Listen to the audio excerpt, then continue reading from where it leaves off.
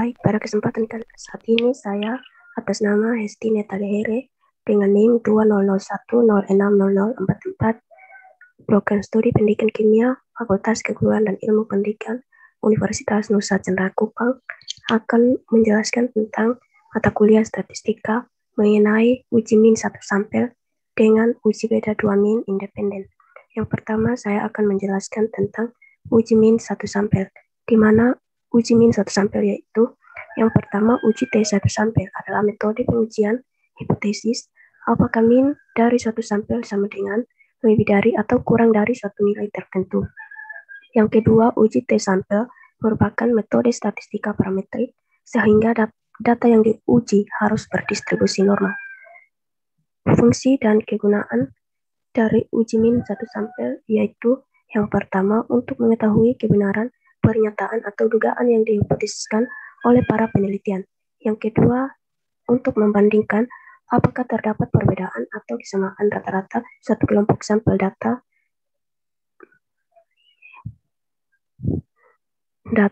dengan suatu nilai rata-rata tertentu.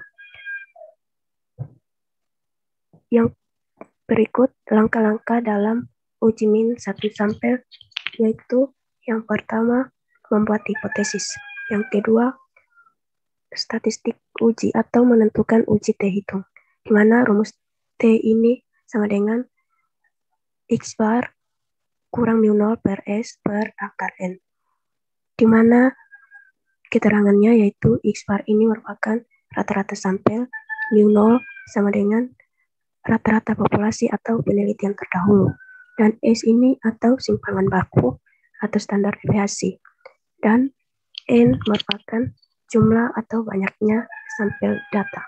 Dan rumus simpangan baku juga yaitu akar N kali sigma X kuadrat kurang sigma X dikuadratkan per N kali N kurang 1. Langkah yang ketiga yaitu menentukan nilai T tabel. Dan yang keempat yaitu membandingkan nilai T hitung dan T tabel serta membuat kesimpulan.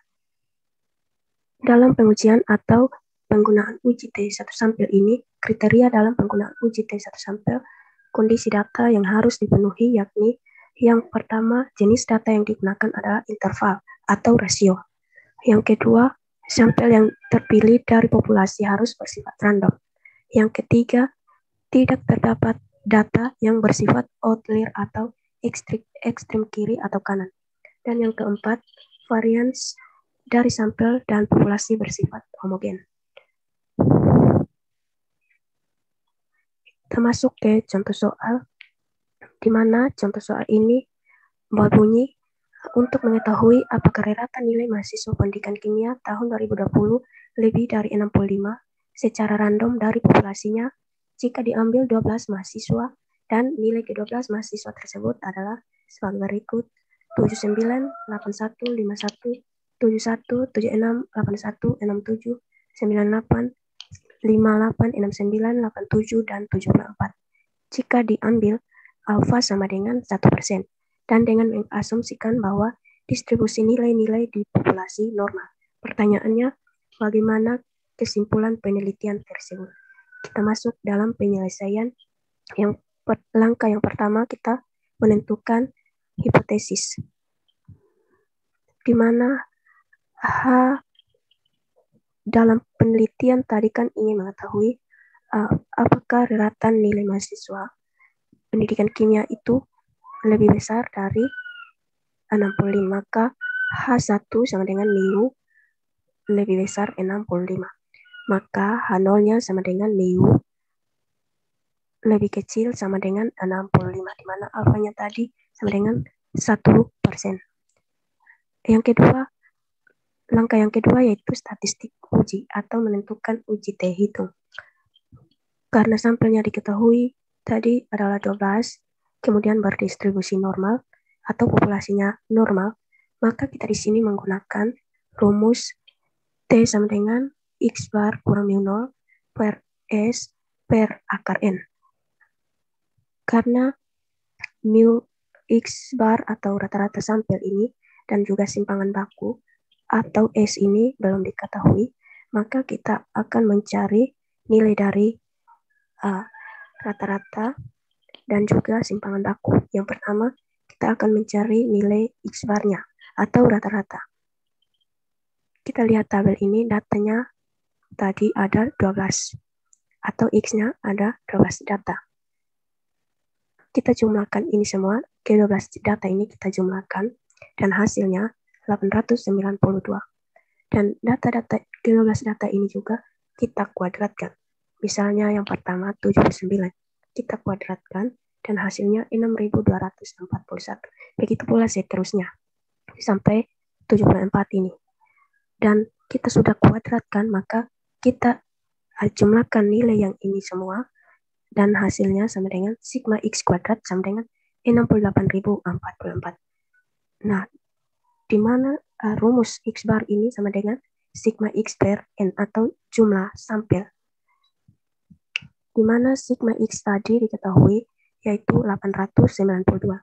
Dan jumlah sampel atau jumlah N ini adalah 12. Jumlah data yang ini 12. Maka 892 dibagi 12 hasilnya 74,333. Selanjutnya kita mencari simpangan baku atau standar deviasi, di mana rumusnya sama dengan adalah S sama dengan akar N kali sigma X kuadrat kurang dalam kurung sigma X pangkat 2 per N kali N kurang 1. Karena jumlah sampel atau jumlah N-nya tadi adalah 12, kita masukkan ke dalam rumus yang ini. Kali sigma X kuadrat. Tadi kita sudah cari dan hasilnya 68.044 dikurang 800, karena tadi kita sudah diketahui, kita sudah cari bahwa sigma X ini sama dengan 892. Maka 892 kuadrat. Kita bisa lihat. Dan hasil dari 12 kali 68.044 ini hasilnya 816.528.000 dikurang 892 dikuadratkan hasilnya 795.664 dibagi 132, karena 12 dikali 11 sama dengan 132, dan mendapat hasil yang ini. Akar dari 20.864 dibagi 132 ini, yaitu hasilnya 12,572. Karena semua sudah diketahui hasilnya, maka selanjutnya kita akan mencari T hitung. Di mana rumusnya yaitu akar X bar kurang 0 per S per akar N. Sama dengan akar dari X bar-nya tadi hasilnya 74,333 kurang nolnya sudah diketahui tadi 65 dibagi simpangan bakunya yaitu 12,572 dan jumlah N-nya tadi 12. Maka kita cari ini semua dan hasil T hitungnya itu yaitu 2,572. Langkah yang berikut kita menentukan nilai T tabel. Yang pertama menentukan daerah kritis, di mana alfanya tadi sama dengan 1%, H0-nya sama dengan mu kurang dari sama dengan 65, dan H1-nya sama dengan mu lebih besar dari 65, maka alfanya 1%, kalau dalam desimal sama dengan 0,01, maka T tabel kita mencari T tabelnya di mana T tabel sama dengan T alfa dan derajat keluasannya yaitu N-1, di mana T alfanya tadi 0,01 dan jumlah sampel atau jumlah N ini sama dengan 12. 12 kurang 1 sama dengan 12. Karena di sini kita hanya membagi, karena di sini tidak membagi, karena kita di sini uji min 1 sampel, maka tidak dibagikan. Jadi T-nya tetap T 0,01. 12 dikurang 1 sama dengan 11.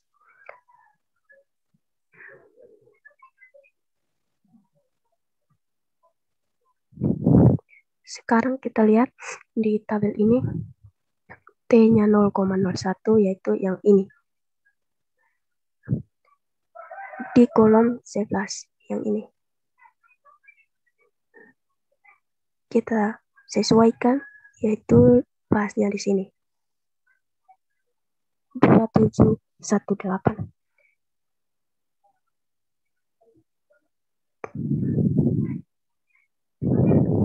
Dan kalau kita lihat di daerah kritis ini yaitu T tabelnya yaitu 2,718 di daerah yang diarsir ini.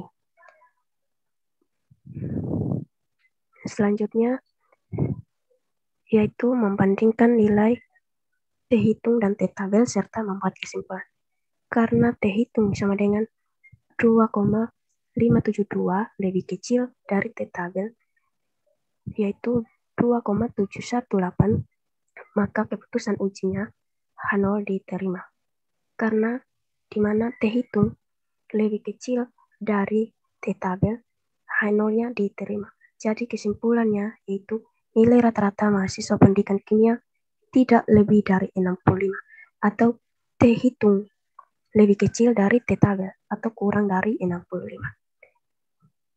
Selanjutnya, yang kedua yang akan saya bahas yaitu mengenai uji beda dua min independen.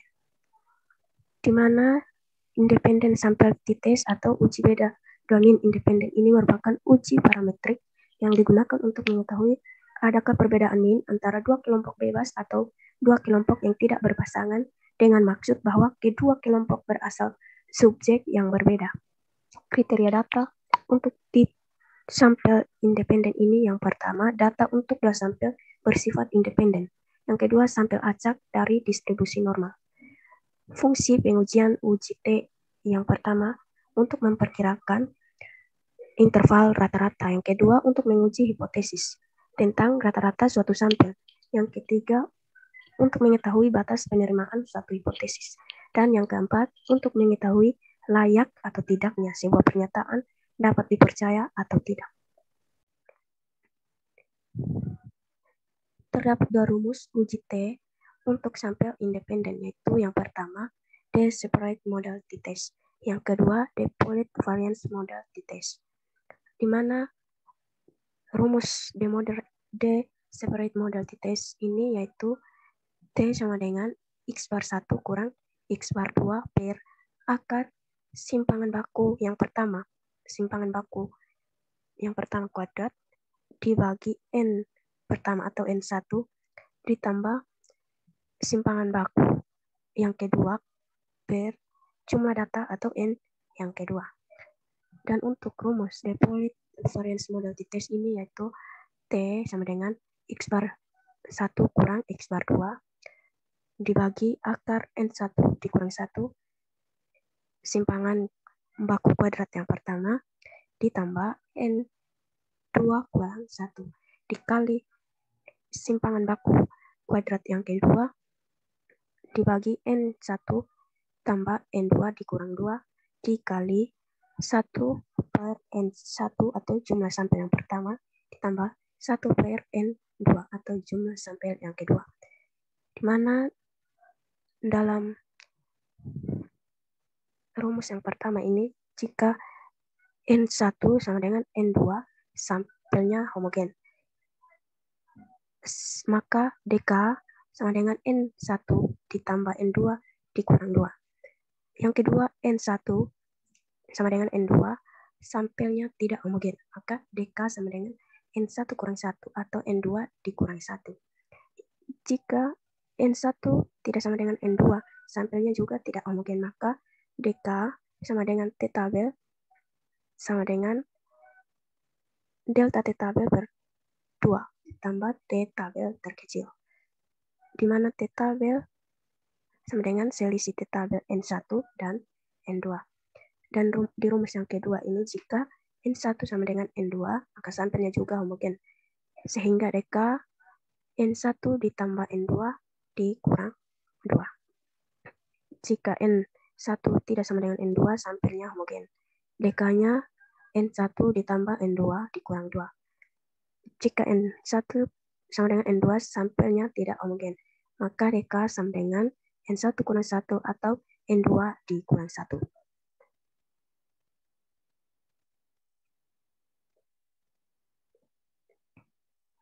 Langkah-langkah dalam uji beda 2 min independen, yaitu yang pertama membuat hipotesis. Yang kedua menentukan min dan simpangan baku.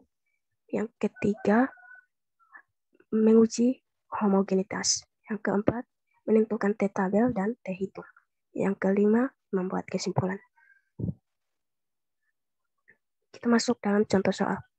Di mana contoh soal ini yaitu berikut ini adalah data hasil belajar statistika mahasiswa pendidikan kimia melalui metode X di kelas eksperimen atau kelas A, dan hasil statistika mahasiswa melalui metode Y di kelas kontrol atau kelas B.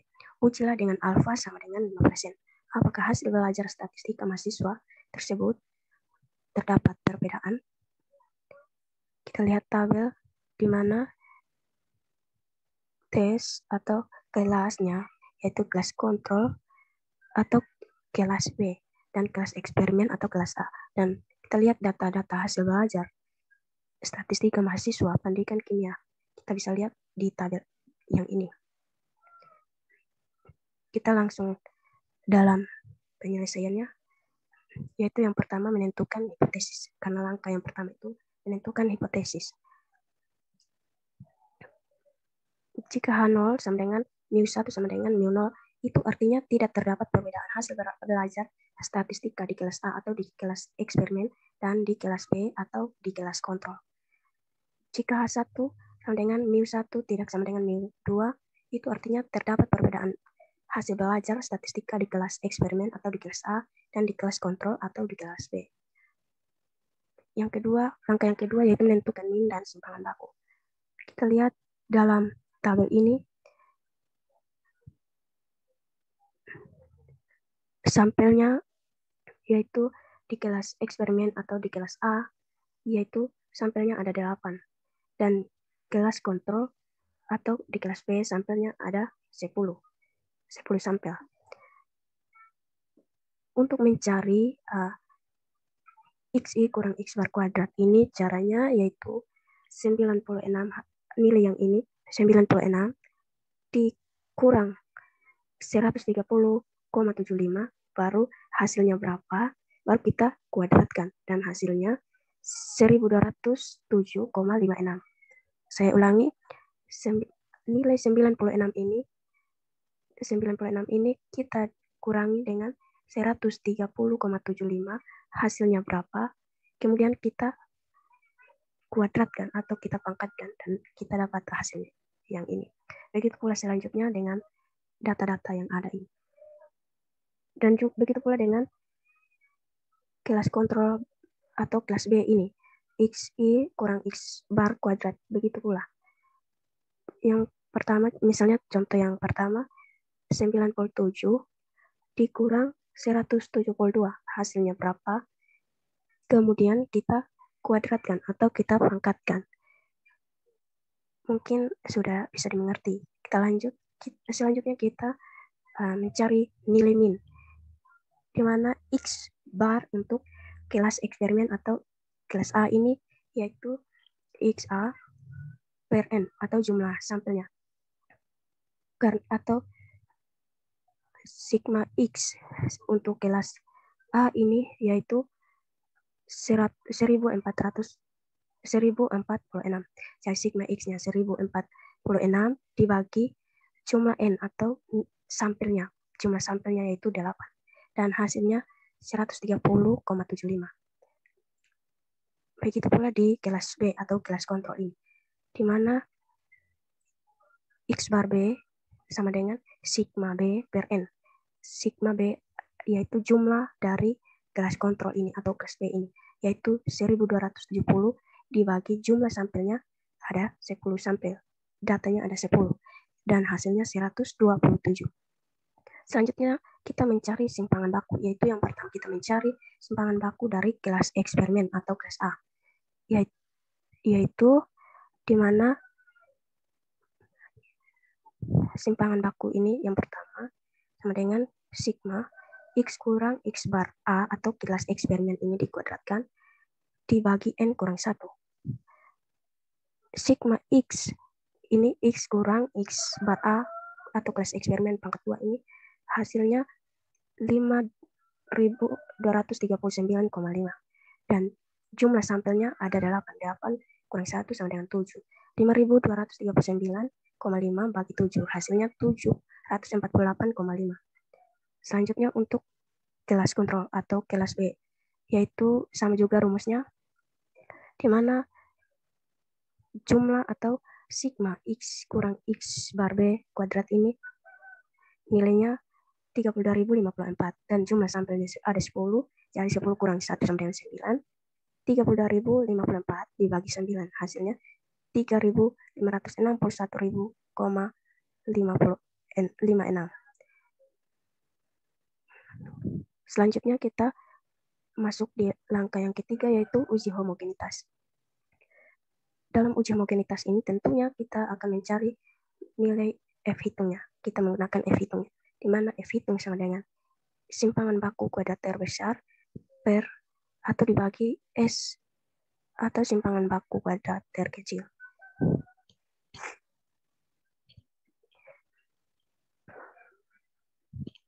Di mana simpangan baku yang terbesar itu yaitu di kelas kontrol atau kelas B. Jadi simpangan baku kuadrat kelas B dibagi simpangan baku kuadrat kelas A, di mana hasil nilai simpangan baku kelas B tadi 3.561,556 dibagi simpangan baku kelas A yaitu 748,5 dan hasil bagi dari itu hasilnya 4,76. Kita cari F tabelnya, di mana F tabel adalah alfa DKB per DKA, sehingga F tabel sama dengan alfanya 5% tadi, di 5% sama juga dengan 0,05 dikali NB kurang 1 per NA kurang 1, di mana F tabel sama dengan 0,05 NB-nya atau jumlah sampel untuk kelas B-nya tadi, yaitu ada 10 sampel. Jadi 10 kurang 1, 9, dan jumlah sampel untuk kelas A yaitu 8. 8 kurang 1, 7. Sehingga F tabel 0,05, 9 per 7. 9 ini pembilang dan 7 ini penyebut. Sama dengan 3,68. 3,68 ini kita bisa lihat pada tabel.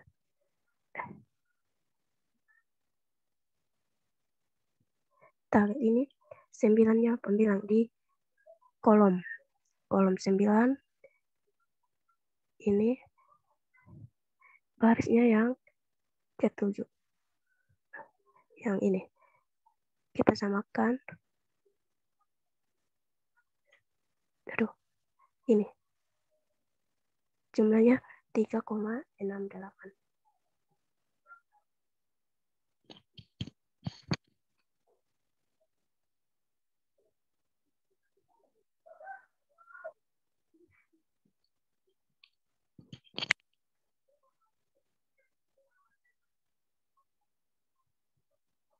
Hasilnya 3,68. Karena F hitung sama dengan F hitung lebih besar dari F tabel, maka dapat disimpulkan bahwa kedua sampel berasal dari populasi yang tidak homogen. Selanjutnya yaitu kita menentukan nilai t-test. Karena N tidak sama dengan N2 dan sampelnya tidak homogen, maka DK sama dengan delta T tabel per 2 tambah T tabel terkecil. Dengan demikian dapat menggunakan rumus separate variance, di mana rumusnya itu T sama dengan X bar A kurang X bar B per akar simpangan baku kuadrat A per jumlah sampel A tambah simpangan baku kuadrat B ditambah di per jumlah sampel B atau kelas kontrol. Sehingga T hitung sama dengan 130,75 dikurang 127 dibagi akar 748,5 dibagi 8 ditambah 3.561,5 dibagi 10 sama dengan nilai dari 130,75 dikurang 127 ini sama dengan 3,75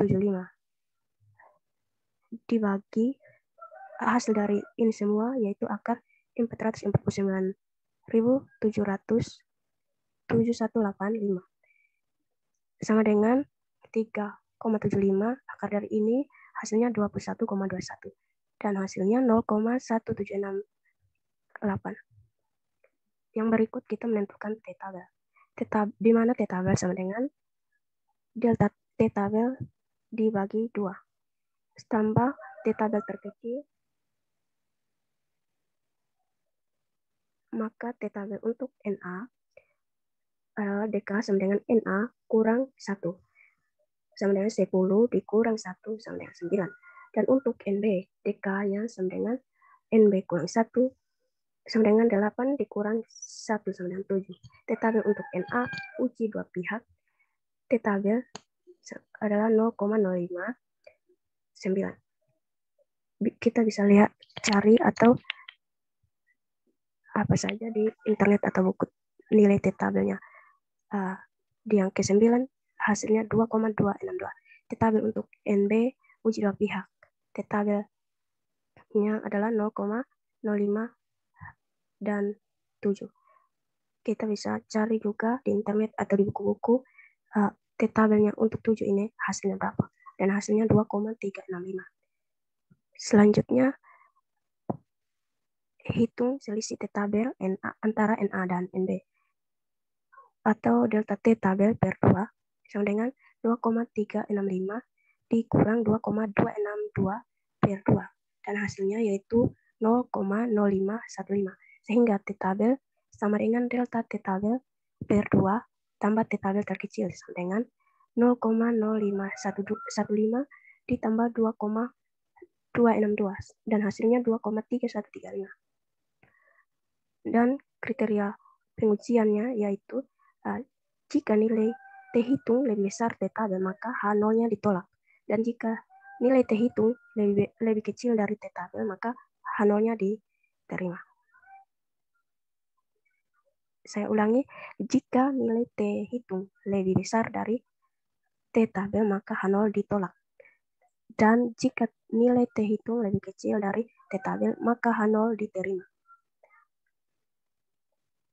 Maka kesimpulannya, karena nilai T hitung 0,1768 berada di daerah penerimaan H0, atau kita bisa lihat di grafik ini, 0,176 ini ada di daerah penerimaan hipotesis H0. Maka dapat disimpulkan bahwa antara hasil belajar statistika di kelas A atau di kelas eksperimen dengan kelas kontrol atau kelas B ini tidak terdapat perbedaan pada alfa 5%. Sekian dan terima kasih.